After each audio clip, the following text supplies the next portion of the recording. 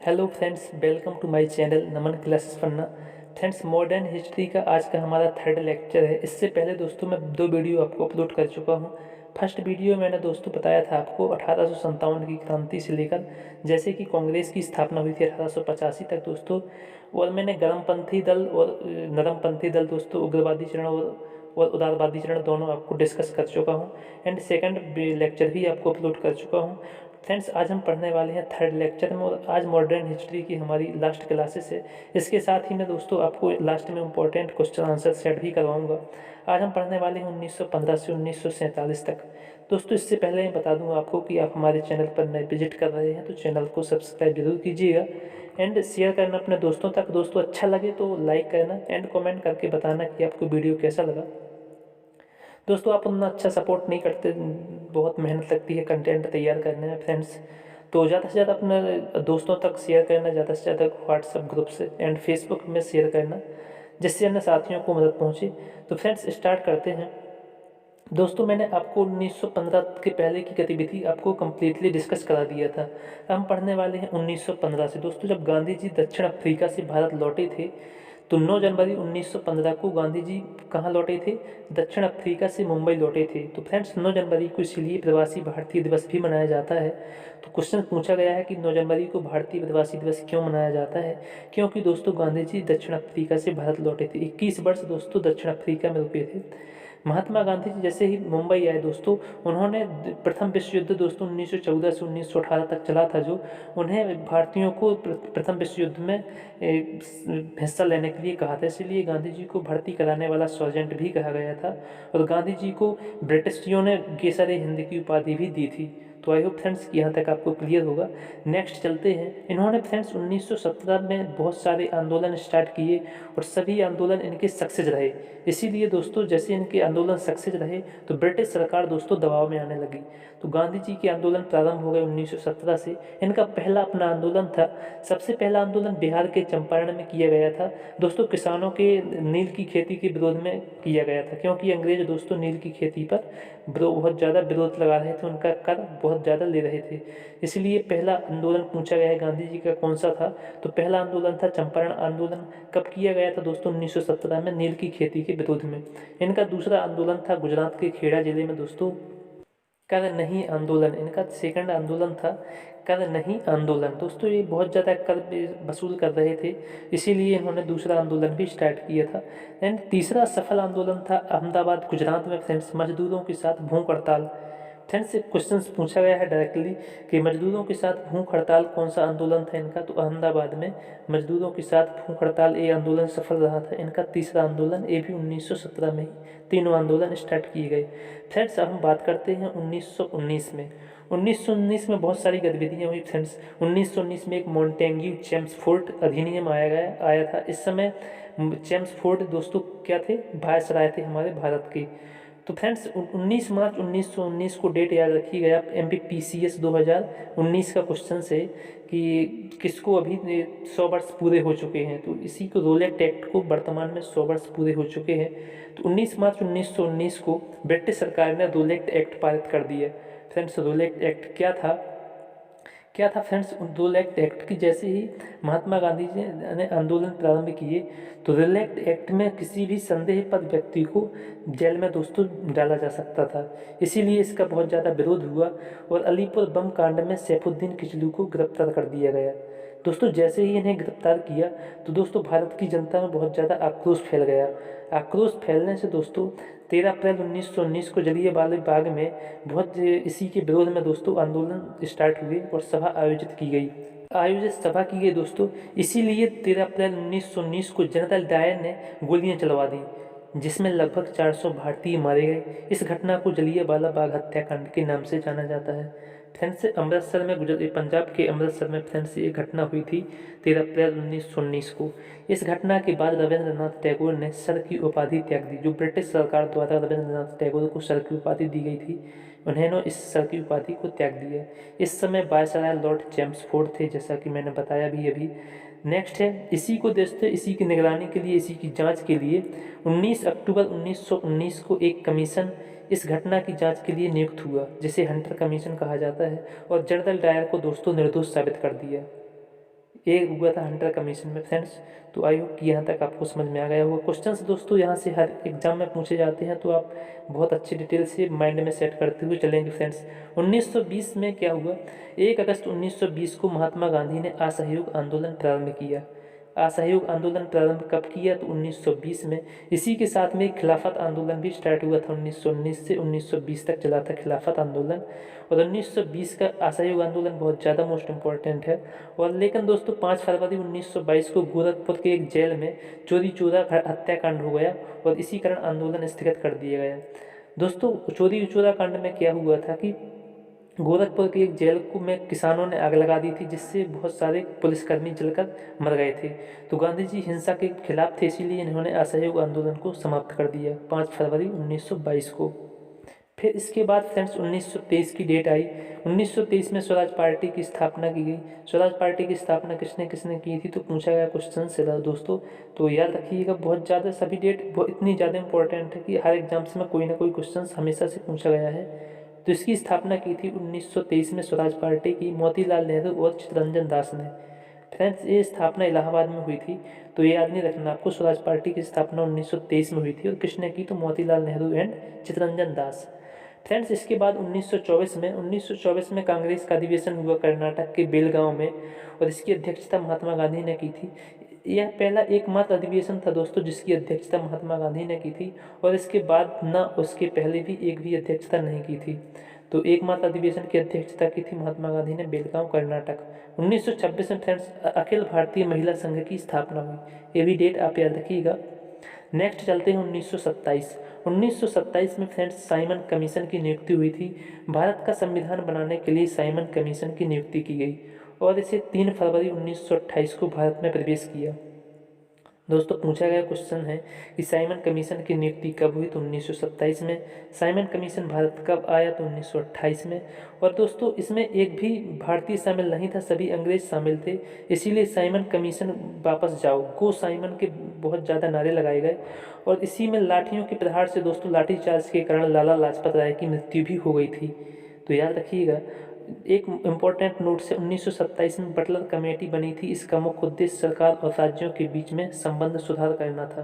तो फ्रेंड्स पूछा गया क्वेश्चन से 1927 में बटलर कमेटी बनी थी, जिसका उद्देश्य था संबंधों को अच्छा बनाना राज्यों और केंद्र सरकार के बीच।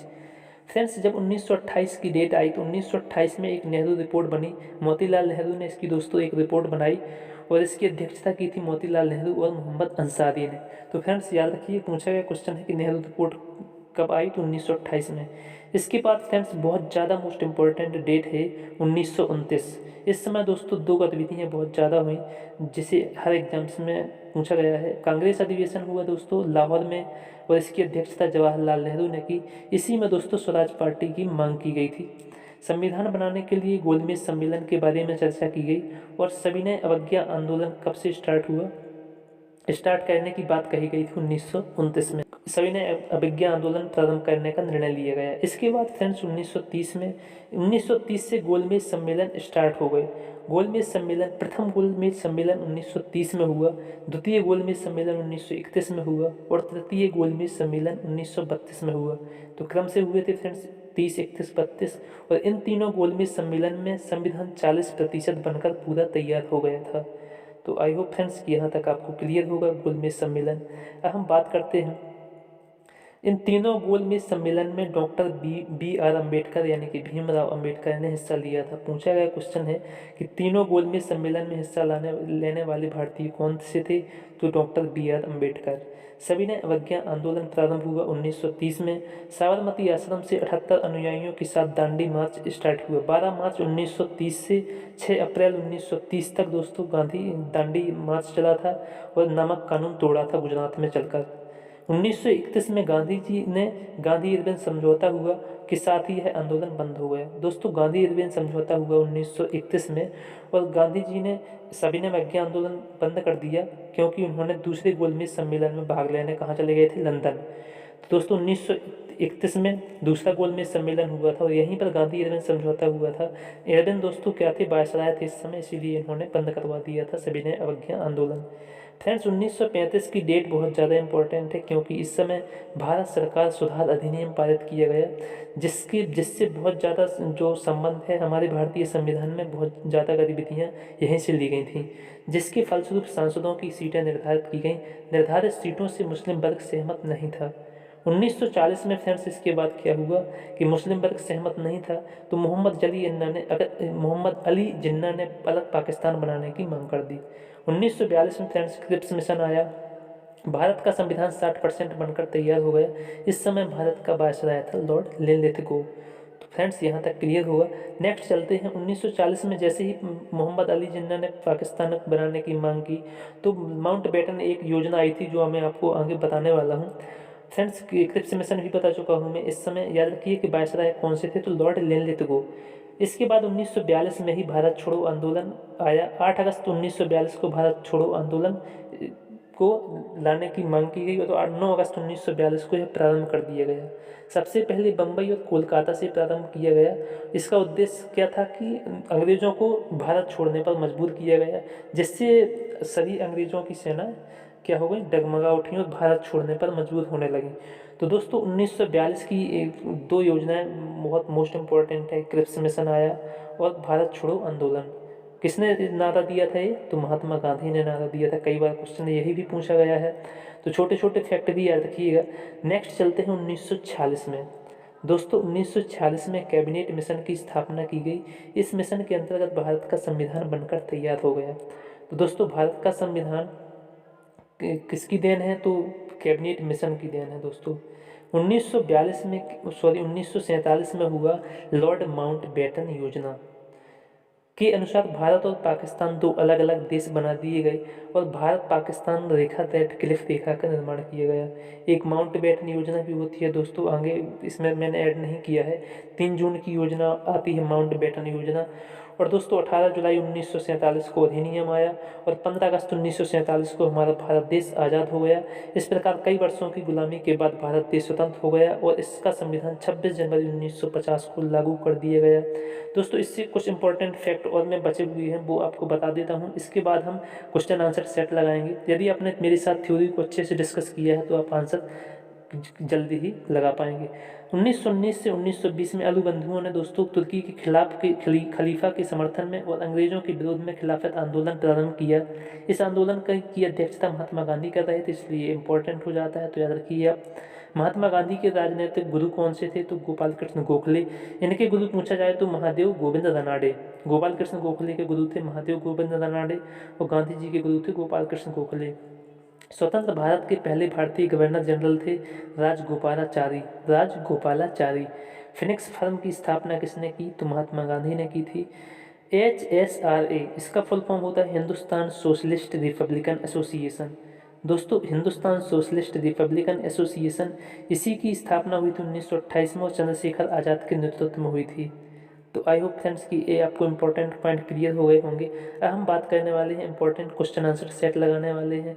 आपसे बनेंगे दोस्तों यदि आपने थ्योरी मेरे साथ कंप्लीटली डिस्कस किया है। तो आज का हमारा फर्स्ट क्वेश्चन है, महात्मा गांधी ने सत्याग्रह क्रियाविधि सबसे पहले कहाँ से प्रयुक्त की, यानी कहाँ से स्टार्ट की। तो सबसे पहले 1917 में गांधी जी ने चंपारण आंदोलन स्टार्ट किया नील की खेती के विरोध में। तो option number B right answer. Question number 2 है, अलग पाकिस्तान बनाने की मांग कब उठी। दोस्तों 1935 में बताया था मैंने। भारत सरकार अधिनियम आया और इसके विरोध में सांसदों की सीटों के विपक्ष में कौन से थे, तो मुस्लिम वर्ग। इसलिए मोहम्मद अली जिन्ना ने 1940 में अलग पाकिस्तान बनाने की मांग की। तो option number D right answer है। क्वेश्चन नंबर 3 है, कांग्रेस का 1929 का अधिवेशन जिसमें पूर्ण स्वराज का लक्ष्य घोषित किया गया कहाँ पर हुआ, तो 1929 का लाहौर अधिवेशन जिसकी अध्यक्षता पंडित जवाहरलाल नेहरू ने की थी। तो option number C is the right answer. चलते हैं फ्रेंड्स क्वेश्चन नंबर 4 की ओर। क्वेश्चन नंबर 4 है, कांग्रेस ने भारत छोड़ो आंदोलन का प्रस्ताव किस वर्ष पारित किया था। मैंने बताया था आपको 8 अगस्त 1942 को महात्मा गांधी जी ने भारत छोड़ो आंदोलन का प्रस्ताव पारित किया।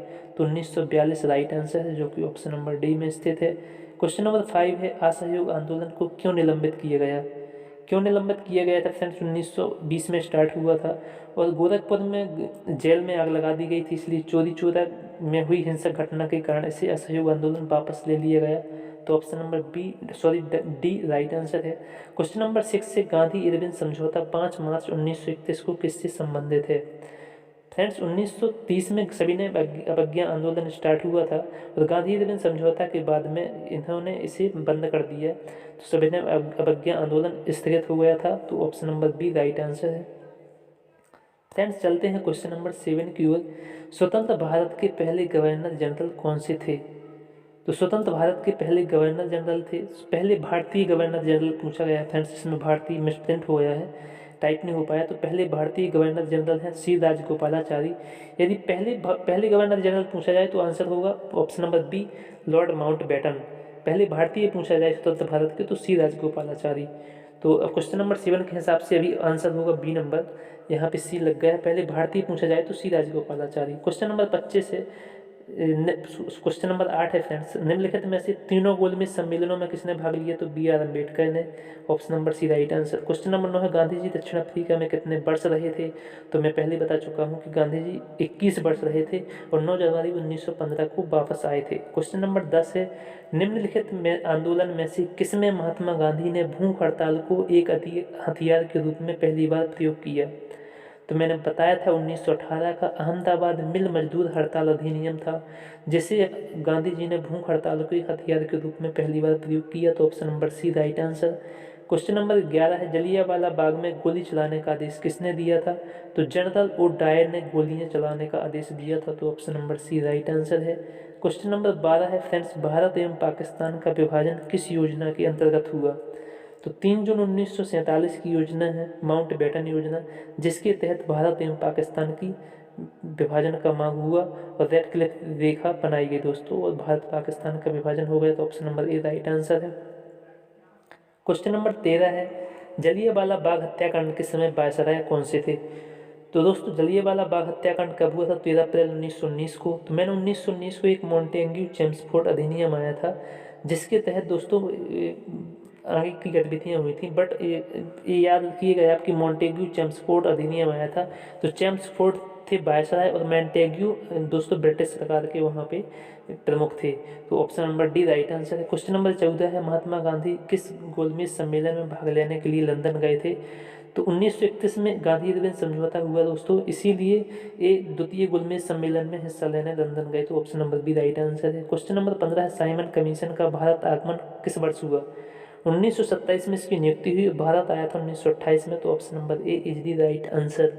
चलते हैं फ्रेंड्स नेक्स्ट क्वेश्चन पर। नेक्स्ट क्वेश्चन है, स्वराज पार्टी की स्थापना किस वर्ष हुई थी? तो 1923 में हुई थी। किसने की थी? तो मोतीलाल नेहरू और चित्तरंजन दास ने, तो 1923 में, तो option number D right answer है। क्वेश्चन नंबर 17 है, वर्ष 1919 में पंजाब में हुए क्रूर अत्याचार के विरोध स्वरूप ब्रिटिश सरकार से प्राप्त सर की उपाधि किसने लौटा दी थी?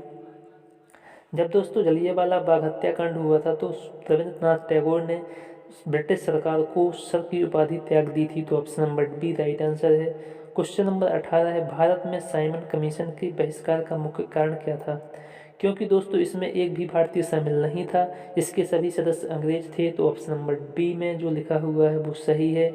सभी सदस्य क्या थे? इसके अंग्रेज थे, तो option number B is the right answer. चलते हैं फ्रेंड्स नेक्स्ट क्वेश्चन की ओर। नेक्स्ट क्वेश्चन है क्वेश्चन नंबर 19, हंटर आयोग की नियुक्ति की गई थी। दोस्तों जब जलियांवाला बाग हत्याकांड में 400 भारतीयों को गोली मार दी गई, इसके जांच के लिए दोस्तों हंटर कमीशन गठित किया गया, और 1919 में ही क्या हुआ कि जनरल ओडायर को निर्दोष साबित कर दिया गया, तो जलियांवाला बाग हत्याकांड की जांच के लिए नियुक्ति की गई थी, तो option number B right answer. Question number 20, Bharat छोड़ो आंदोलन कब प्रारंभ हुआ?